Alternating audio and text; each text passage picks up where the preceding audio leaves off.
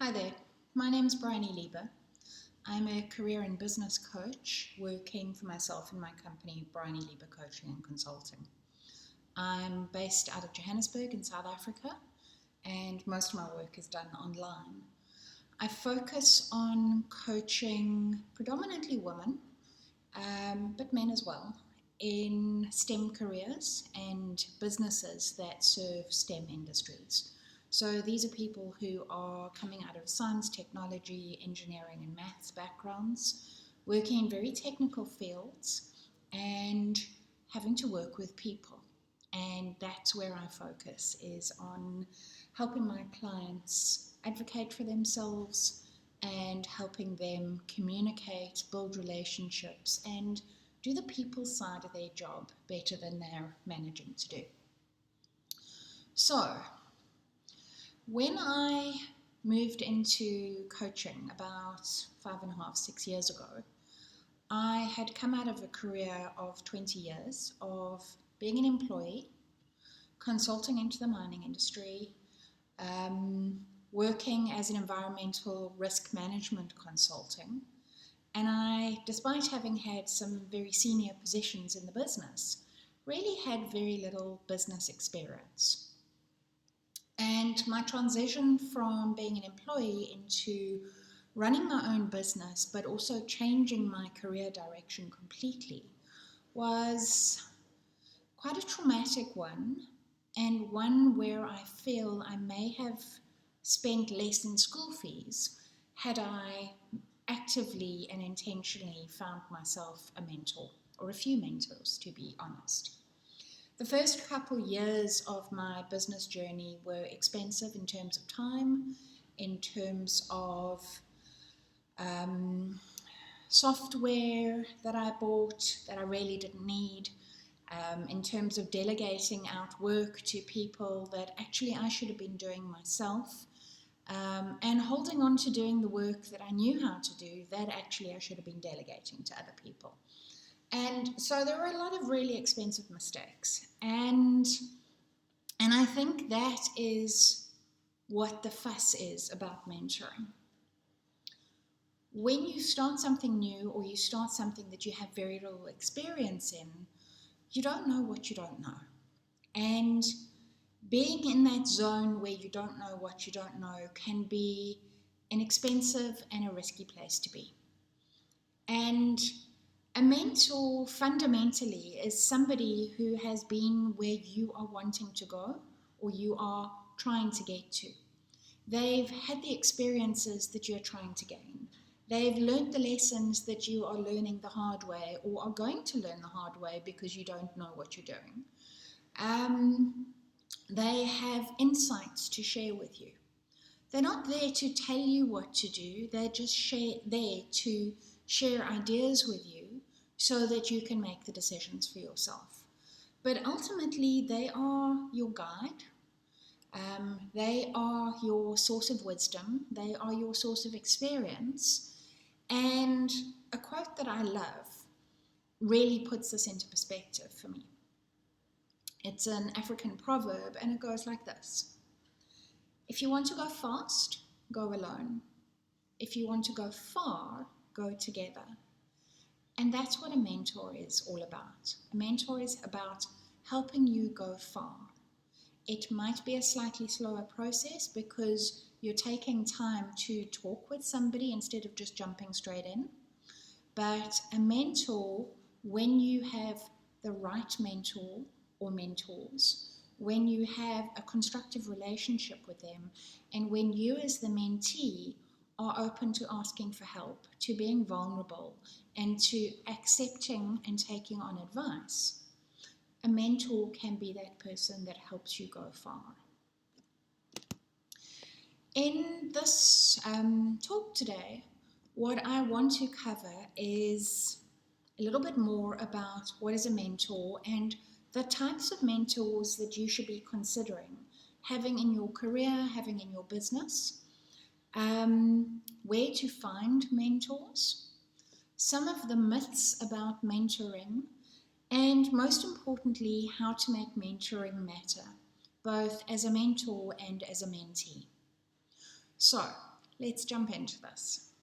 Okay, so let's get some of the myths about mentoring out of the way before we go any further. I hear a lot of people saying quite frequently that they don't have a mentor because they don't feel like they've reached the stage in their career or their business where they've shown a level of accomplishment, and that they can't believe that anybody will agree to mentor them if they aren't at a particular stage. Let's throw that one out right now, because you can engage with a mentor at any stage of your career or business. You don't have to have accomplished anything yet.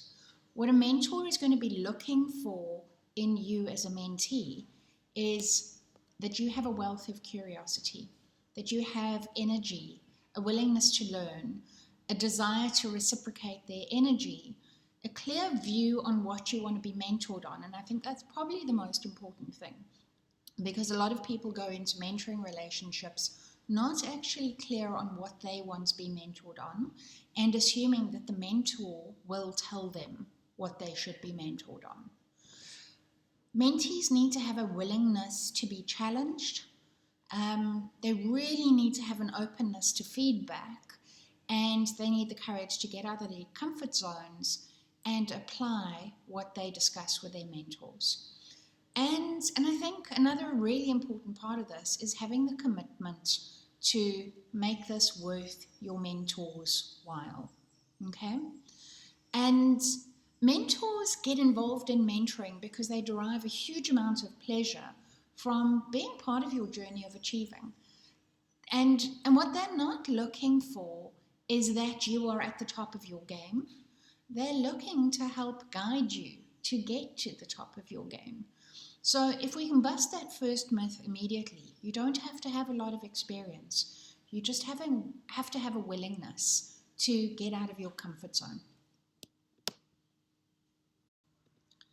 The second myth that I hear so often, and that tends to put a brake on people looking for mentors, is the belief that they have to be mentored by somebody who's reached the pinnacle or at least great heights in their business or their career.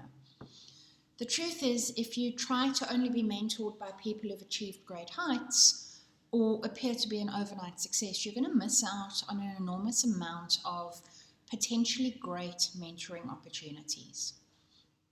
There are mentors all around you, many of them who will be able to guide you and transfer their experience to you, and who are relatively close to you in age and experience. They're the people who perhaps are 1 or 2 levels more experienced than you are, and most importantly, still remember how they navigated where they are now and where you are right now. In other words, they can relate to you and you can relate to them. I think what's important is to set your sights on what you need to learn and the transitions that you are going through in your business that you need to navigate over the next 3 to 5 years, and identify someone who's recently navigated that journey successfully. I can almost guarantee that they're going to relate to you better than someone who made those transitions 10, 15 years ago, because they still have a clear, almost raw memory of the challenges that they faced, how they overcame them, and what they wish they'd known to ask at the time. And I think that's an important point, because often we don't know what questions to ask because we don't know what we don't know.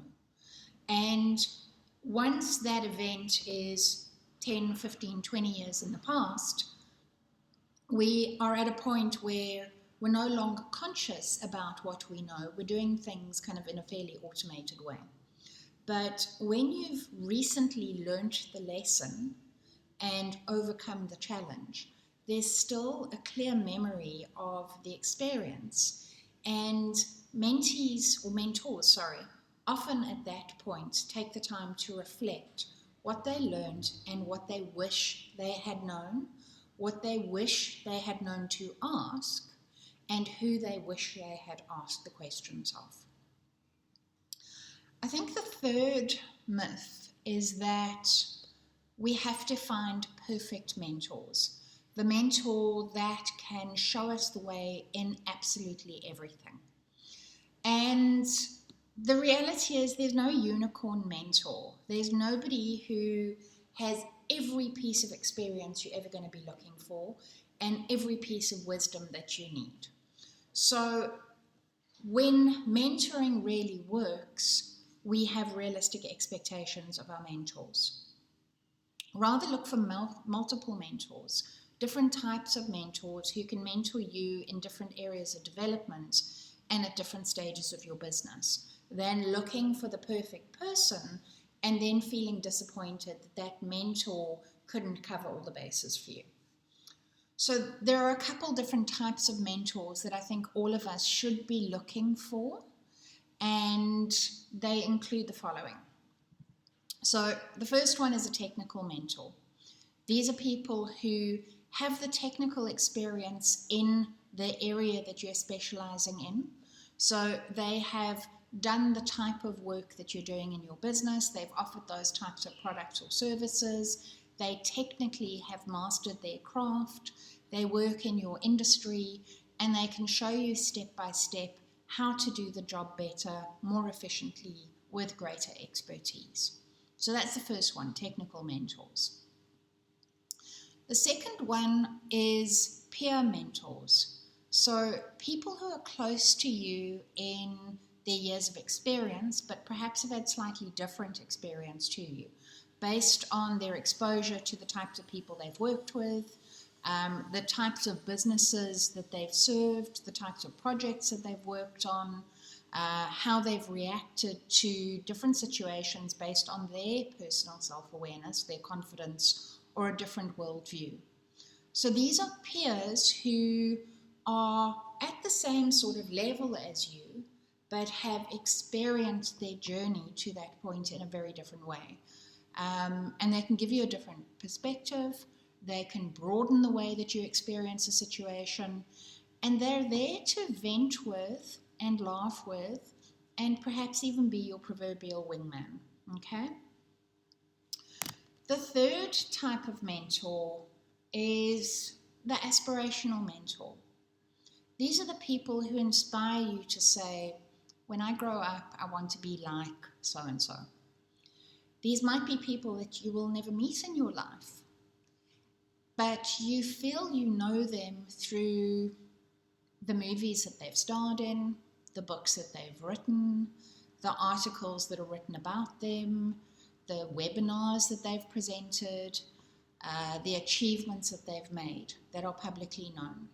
Okay, so the point about an aspirational mentor is that these aren't necessarily people that you formally create a mentoring relationship with. But if you intentionally observe them and you intentionally learn from them, they can act as a type of informal mentor. So my aspirational mentors are people like Brené Brown, for the work that she's done on making shame and vulnerability and brave leadership topics of everyday conversation. Jordan B. Peterson, he's a psychologist, for the way in which he's articulated his rules about life. And funnily enough, Jessica Rabbit. So she's a cartoon character. And I think she's an aspirational mentor for me in terms of her dangerously feminine confidence. If I could be just like Jessica Rabbit and be as confident as she is and wear a red dress the way that she does, I would be so happy. And that's what I aspire to. And I think the fourth type of mentor, and this is quite a fun one, is what I call the anti-mentor. These are the people you never want to be like at all. They are the antithesis of who you want to be. You observe their behaviors and they make you uncomfortable, perhaps because the way that they show up in the world is a little bit too close to how you think you might show up or know you show up when you're not at your best self. They display characteristics that show a mirror version of yourself. and they give you the opportunity to observe your future self if you're not necessarily conscious right now about addressing some of those shortcomings. Your anti-mentors don't need to know that they are on your mentoring list, but these are people that when you look intentionally and you look at people who trigger you, you can learn a lot from on what not to do. All right, so the next myth is that my mentor will know what to mentor me on. And no, your mentor will not know what to mentor you on. It's up to you to be very clear with them on what you are seeking mentoring on. So they'll probably have some sort of idea based on their experience, but it's not necessarily based on what's relevant to you at the time. And I can think of a number of failed mentoring relationships where my mentees have pitched up for a mentoring session. And when I've asked them what they'd like to discuss in our session, they said they didn't know and they hadn't taken the time to really think about it. And so I would start giving them some thoughts on something that I thought they would need to know, and very quickly realized that that wasn't relevant to them. So as a mentor, there's nothing more frustrating than working with a mentee who has no idea why she's there.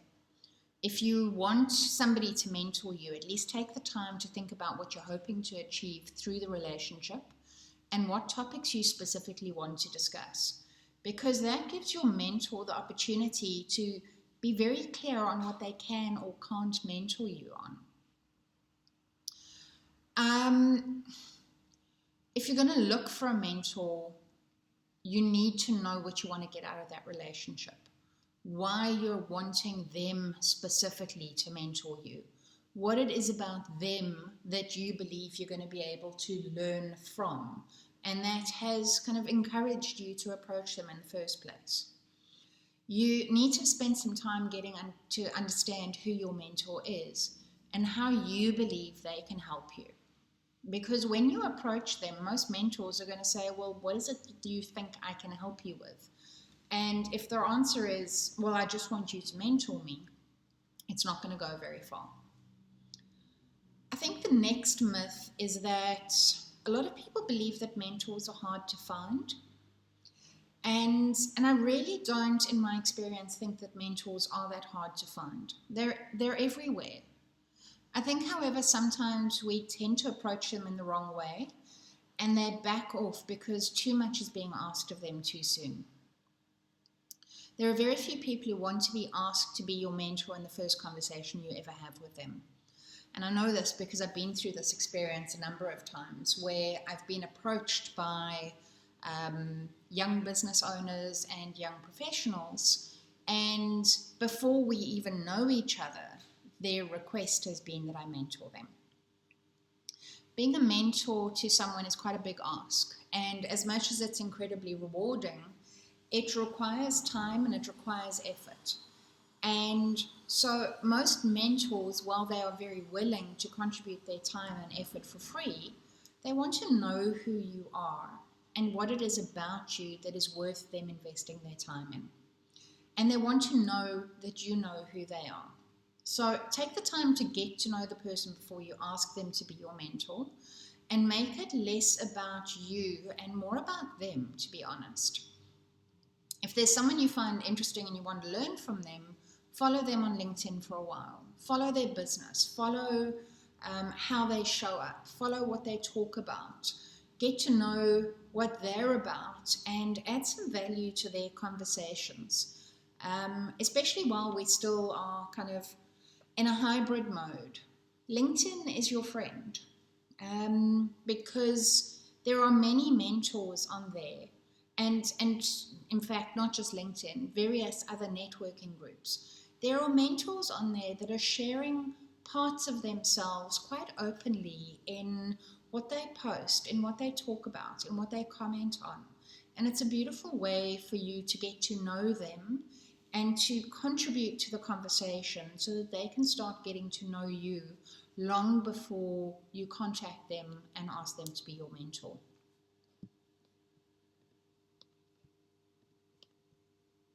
Okay, so now that we've got some of the myths out of the way, this is what I would recommend you do to help you find and build a relationship with a mentor. So the first thing, as I've said a few times, you need to know what you want.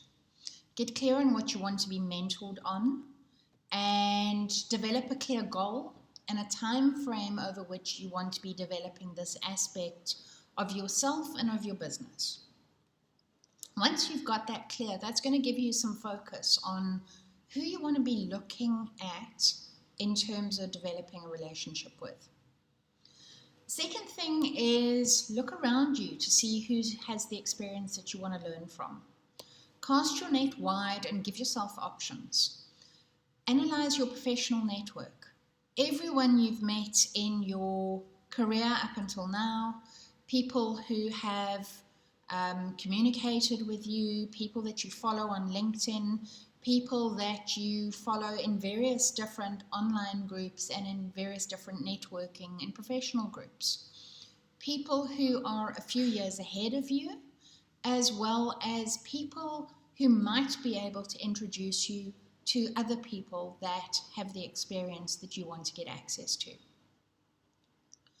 Start studying the people you want to learn from. Read their posts, their blogs, watch their webinars, visit their websites. Once you know a little bit more about them and the topics that they talk about, reach out and engage with them on one of these topics. That's just engaging with them, starting to build a relationship, not immediately reaching out and saying, oh, I like what you do, please mentor me. Okay? So spend some time getting to know them and making yourself known to them. Add value to their conversations on LinkedIn or in the networking groups that you are in together. Share your thoughts on the topics that they engage in. Send them an article that relates to a topic that they've talked about. Ask questions. Add your thoughts. Stay in contact. And once you've started to become a known entity to them, that's when you can ask for an initial conversation. Perhaps a quick Zoom chat or a telephone call or a coffee meetup. This is not the time when you're going to be asking them to mentor you. This is a get to know you chat. This is the point at which you are saying what interests you about the person and perhaps ask a few questions about how they got to where they are in their business. Why am I saying take this long? I'm really saying kind of take this long and follow this sort of journey because mentoring relationships should be organic. They should be something where there's some chemistry between the two people. So often when a mentoring relationship fails, it's because the relationship has been forced. It's because two people have been put together and told that they need to be in a mentoring relationship. Or because a mentor has agreed too quickly to take on a mentee. And so I really encourage being organic, getting to know a whole suite of different people who could potentially be your mentor, and building the relationship to the point where actually sometimes it's the mentor who says, I want to take you under my wing. I want to share some of my experience with you. I can see and hear from the conversations that we've had that these are some of the areas that you're struggling with. I've got some of that experience. Would you like me to mentor you? This is very much a two-way conversation. Follow up as you get to know people, okay?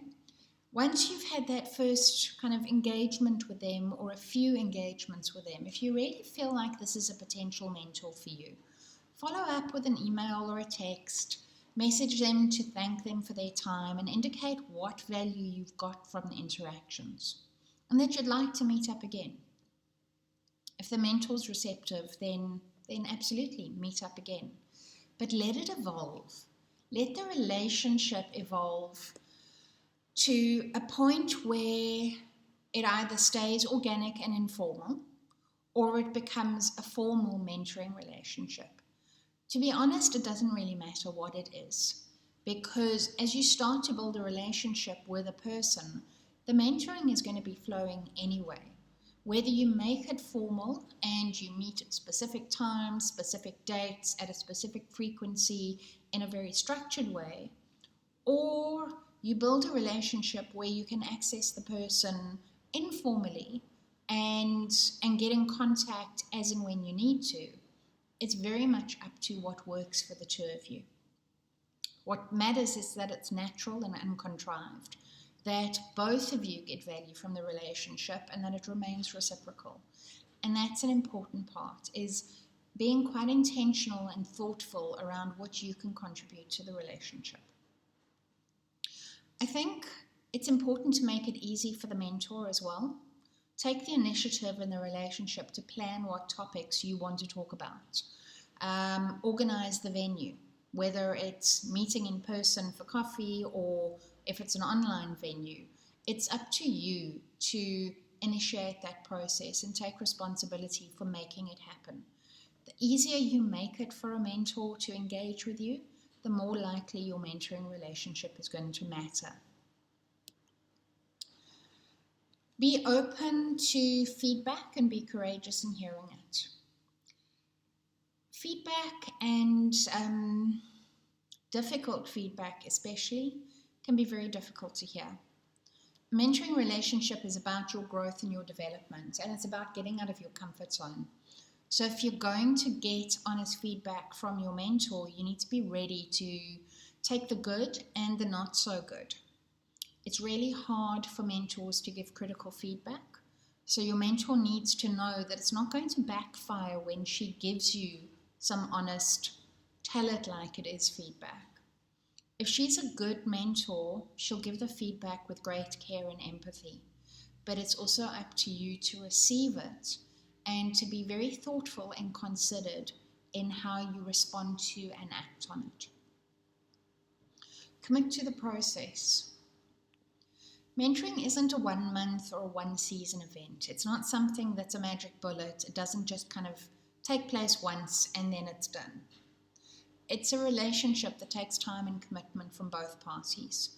And if it's going to be worthwhile for both parties, there need to be some very clear goals. And there needs to be a period of time to work towards these goals together. And the commitment to put in that effort needs to be there from both parties. But often what I see in mentoring relationships is a mentee tends to want results too quickly, or they just want a once-off session and don't really want to go through the difficult, ugly stages of a relationship where things can get a little bit uncomfortable. And that happens quite frequently. And at that point, if either party exits, it really starts to create a sense of, well, what is the fuss about mentoring? And that's really what I want to encourage people to go through, is get out of the comfort zone, get into that zone of where it's ugly, it's uncomfortable, you're getting some reflection on yourself that maybe you've been avoiding, you are having to kind of apply certain things that are hard to do, your mentor is maybe giving you some feedback that isn't really what you want to hear, but it's what you need to hear. And if you push through that, you're going to get to the point where your mentoring relationship starts to bear value, where you start to shift into learning and into growth.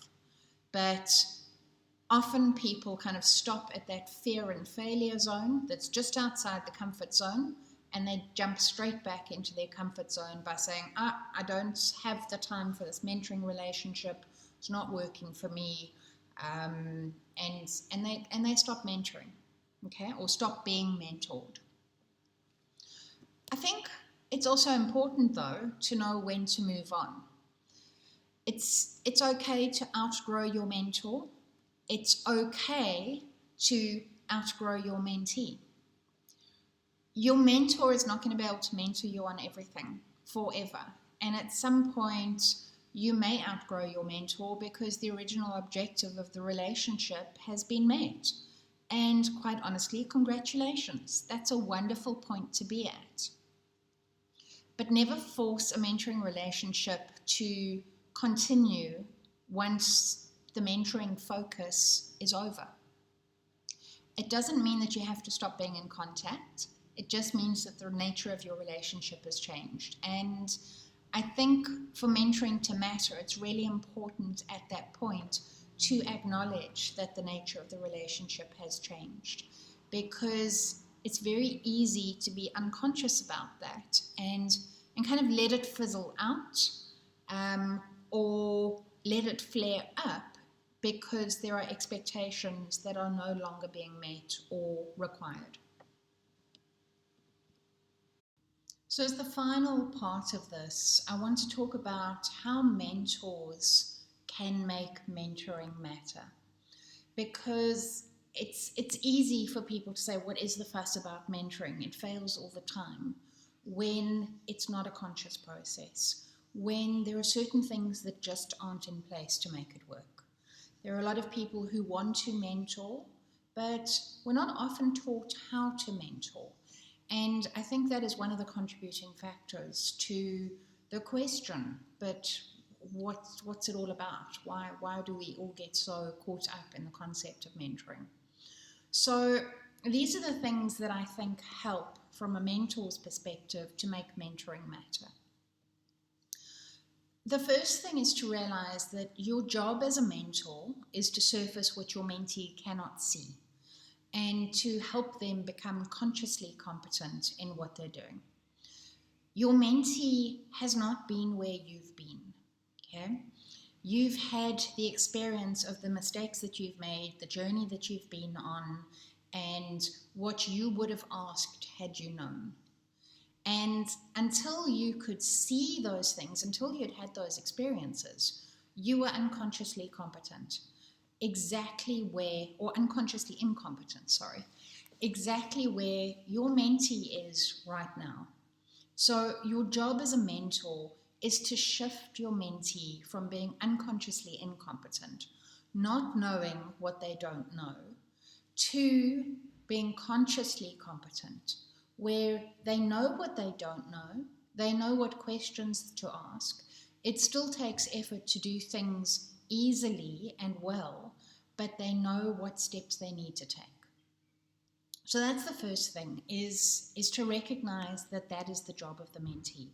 It's not to get mentors to a point where they are perfectly competent, where they can do things without having to think about it. It's to give them the exposure and to surface what they can't see right now. So how does a mentor do this? I think the first thing is to set the framework up front, to be really clear with each other on what's in and what's out. What is going to be part of this relationship? How do you want the relationship to be? What sort of qualities do you want the relationship to have? What that means for both of you in terms of what behaviors you need to show up with in order to uphold this quality of relationship, and how you're going to be with each other if and when things get difficult. Because this is something that most people don't do, whether it's in a mentoring relationship or any form of relationship. We often don't design the relationship that we want. And I think this is crucial to the success of mentoring relationships, because the mentor is in the role where they're having to show the mentee things that they don't know, and that can put both parties in a very vulnerable position. It requires courage on both parts.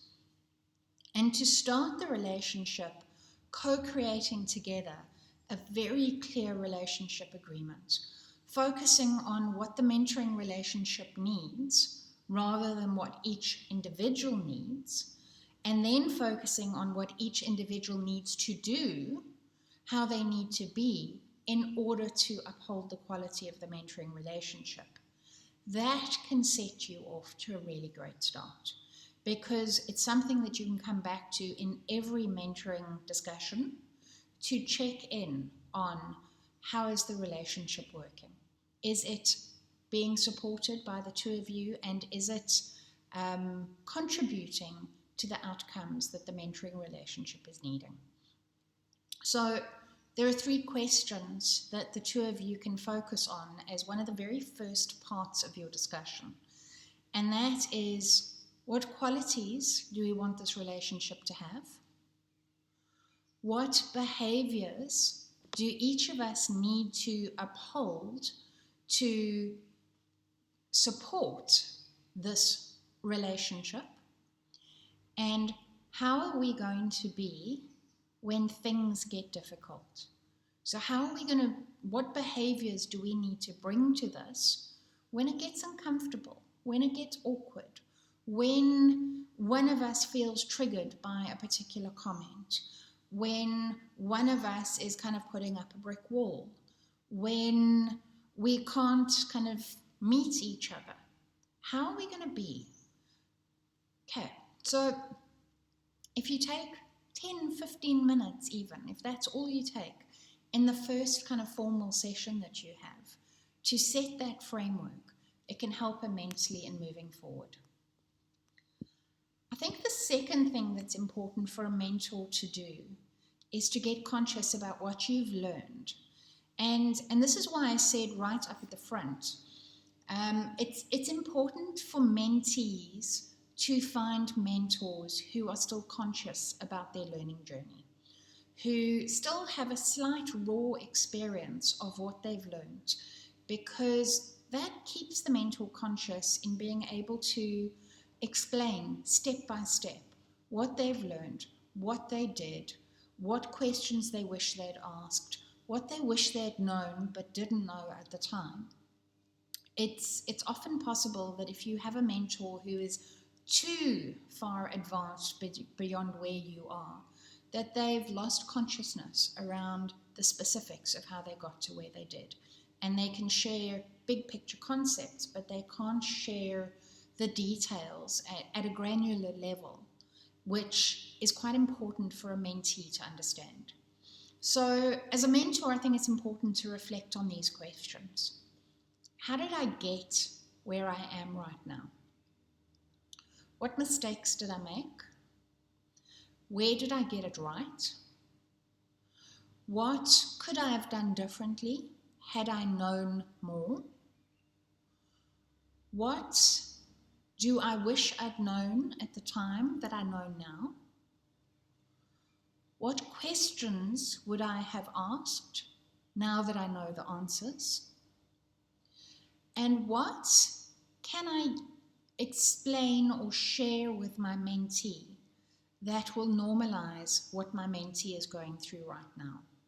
And this is a really important one, because I think mentees can find it quite difficult to know that when they're in a transition, when they're out of their comfort zone, when they're learning something new, it can be an incredibly uncomfortable experience. And a lot of mentees that I know start off by wanting to protect themselves from sharing that, or they feel like they're the only person who's going through this. And the reality is the moment we know that others have gone through what we're going through, it starts to normalize the experience. It starts to make it easier to have that experience and to take a deep breath and to get into the learning journey.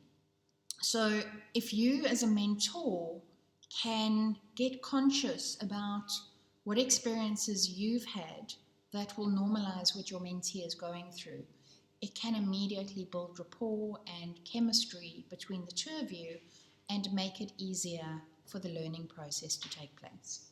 Because ultimately that's what mentoring is. It's a learning journey.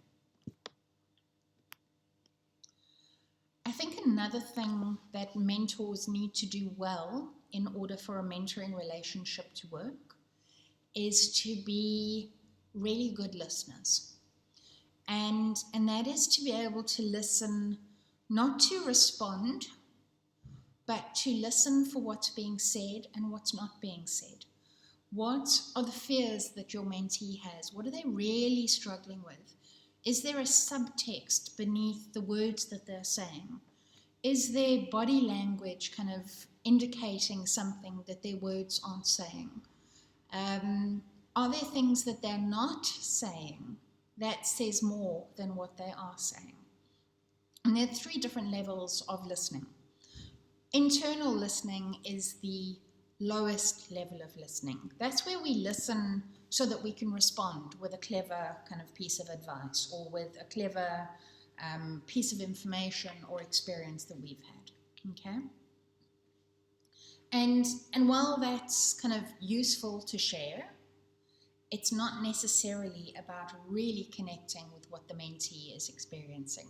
And it can sometimes shut down the mentee from actually sharing more. Focused listening is about really focusing in on the words and on the person and starting to gather more information about what the person is saying. But global listening is where you really want to get to. And that's where you're listening to the words. You are listening to the body language. You are listening to the relationship between the 2 of you. You are listening to what's going on in the context.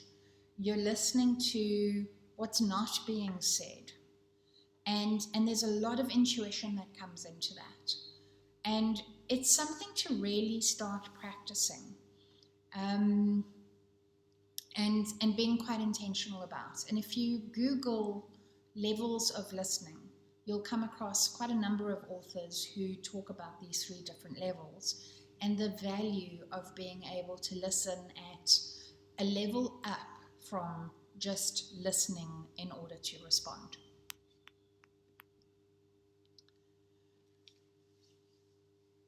Another thing that I want to share is that often mentors believe that when they're in a mentoring session, they are mentoring. And that once they're outside of the mentoring session, the mentoring stops. But the truth is that when you're mentoring somebody, whether you know you're a mentor or not, you are modeling behaviors both inside the mentoring relationship sessions and outside on social media, in how you show up at events, in what you say in webinars, etc. And for mentoring to really matter, there needs to be a congruence between what happens in your mentoring meetings and everything that you do outside of those meetings, because mentees are observing all the time. And where there isn't a congruence, it can cause great confusion and it can deter mentees from really engaging in the mentoring sessions. So as a mentor, make a practice of reflecting on how you're showing up every day and what you're modeling through your behaviors. Set a daily intention to model the behaviors that you are encouraging your mentee to adopt, that you are doing the things that you're advising your mentee to do, and ask for feedback. It's really important not just for the mentee to get feedback from you, but for you to get feedback from your mentee. Added to that, I want everybody to get the sense that you aren't either a mentor or a mentee. You're both. There is so much for the mentor that comes from the mentoring sessions. In all of the mentoring that I've known or taken part in, I've generally learned just as much from the mentee than that my mentee has learned from me. And so it's really important as a mentor to be open to your own learning process, to be aware that you're on a learning journey too. Similarly, for a mentee, it's really important to be open to the fact that you may not be at the pinnacle of where you want to be, but you have experience that somebody else can possibly learn from. And being a mentor to somebody else at the same time as being a mentee can open up your learning journey in a number of different ways and help you to be very conscious about what you've learned, share what you've learned elsewhere, and get the double benefit of being a mentee as well as a mentor.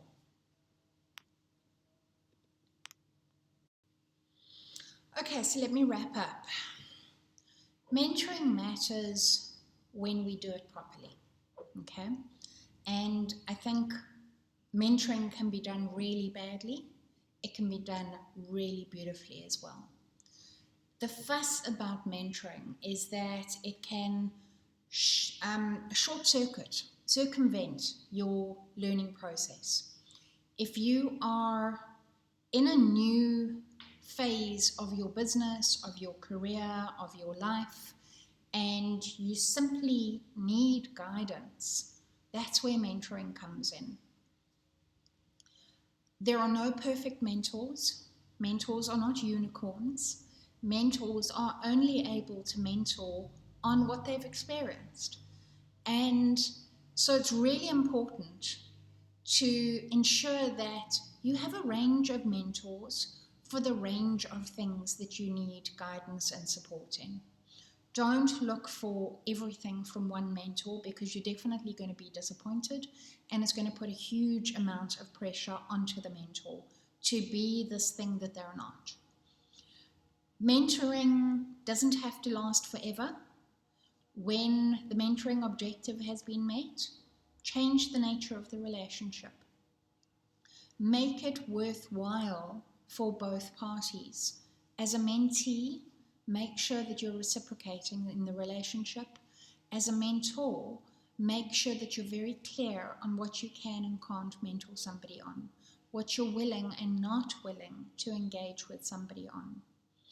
And going back to the quote that I mentioned earlier, mentoring is somebody to help you go far with. If you want to go fast, don't get a mentor. But you may be going fast in the wrong direction.